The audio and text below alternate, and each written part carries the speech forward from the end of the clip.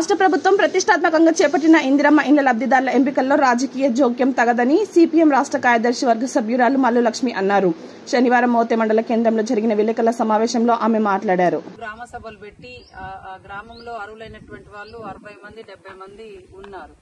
ఉంటే దాంట్లో ఒక 10 మందిని 15 మందిని సెలెక్ట్ చేసి ఆ సెలెక్ట్ చేసిన దాంట్లో కూడా కాంగ్రెస్ పార్టీకి సంబంధించినటువంటి కార్యకర్తలకు ఆ ఇండ్లు ఇస్తున్నటువంటి పరిస్థితి ఉంది.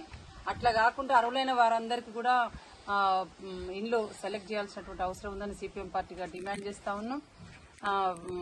ఎందుకంటే చాలా మంది గ్రామీణ ప్రాంతాలలో ఇండ్ల స్థలాలు లేక ఇండ్లు లేక చాలా మంది ఉన్నారు. అట్లాంటి వాళ్ళని గుర్తించి ఇవ్వాలి. ఇవ్వకపోతే సిపిఎం పార్టీ ఆందోళన కార్యక్రమాలు చేపడతాం అర్హులైన వారికి ఇవ్వకపోతే.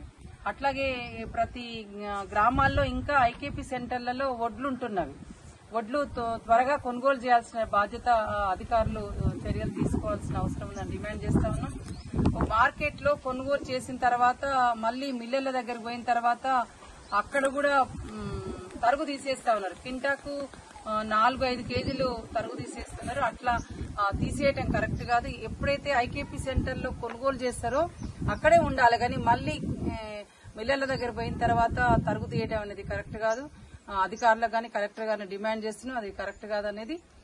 అట్లాగే కొనుగోలు చేసిన తర్వాత కూడా త్వరగా రైతాంగానికి డబ్బులు కూడా ఇవ్వనటువంటి పరిస్థితి ఉంది. వెంటనే కొనుగోలు చేసిన తర్వాత డబ్బులు కూడా అకౌంట్లలో రైతుల అకౌంట్లో డబ్బులు వేయాలి.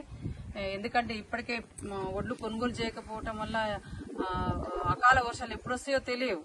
ఇప్పటికే చాలా ఈ మధ్యకాలంలో పడ్డటువంటి వర్షాల వల్ల ఇప్పటికే ఒడ్లని తడిసిపోయి వాళ్ళు ఇప్పటికే ఆరబెడుతున్నటువంటి పరిస్థితి ఉంది. అందుకే వెంటనే కొనుగోలు చేయాలని డిమాండ్ చేస్తా ఉన్నాం.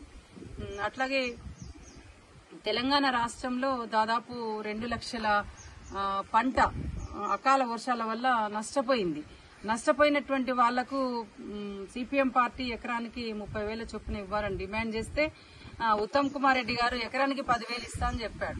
కానీ ఇంతవరకు కూడా 10,000 కూడా ఇవ్వలేదు. వెంటనే రైతాంగానికి ఇచ్చి ఆదుకోవాల్సిన అవసరం ఉంది.